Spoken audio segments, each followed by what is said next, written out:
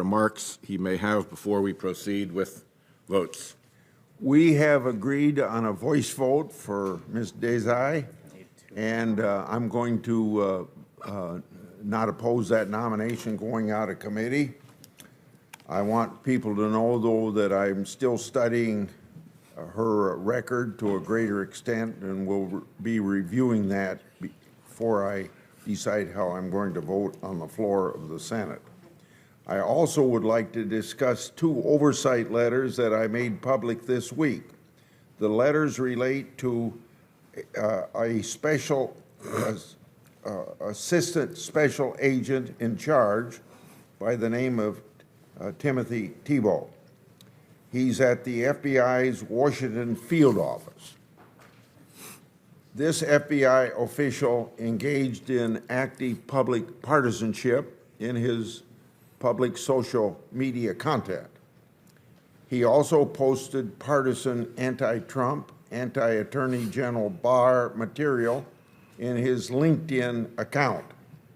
The matters he posted about included matters under his purview. He's now under investigation for potential Hatch Act violations. According to allegations that I have received, Tebow was deeply involved in opening an investigation into the Trump campaign. The Washington Post reported on that investigation this very Tuesday. However, the Post didn't report that Tebow was a prime mover in opening it. They missed that important data point. According to allegations, that investigation was substantially based on liberal news articles and information derived from a left-wing nonprofit. And it was a full investigation, not the preliminary that you usually start out with. Now contrast that investigation with the allegations that the FBI received negative information on Hunter Biden from multiple sources over a period of years. That investigation information involved potential criminal conduct.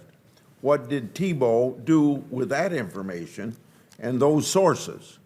According to whistleblowers, he shut it down, and the FBI headquarters team worked to falsely label that information as disinformation. What these allegations show is this: the Justice Department and the FBI greenlit an investigation into the Trump campaign, and yet shut down investigative activities with respect to Biden. Political bias has infected the Justice Department and FBI. Attorney General Garland and Director Wray must explain themselves to the Congress and the American people.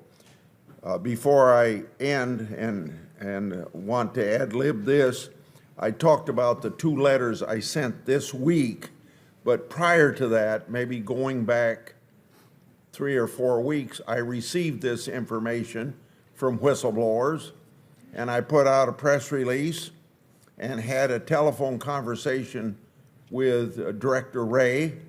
And at that point, Director Wray had removed this person from these responsibilities he had and assigned someplace else.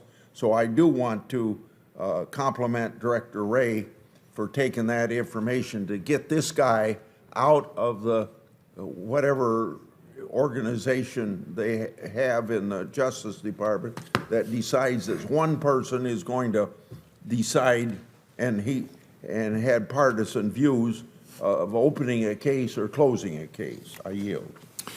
Thank you very much. I understand that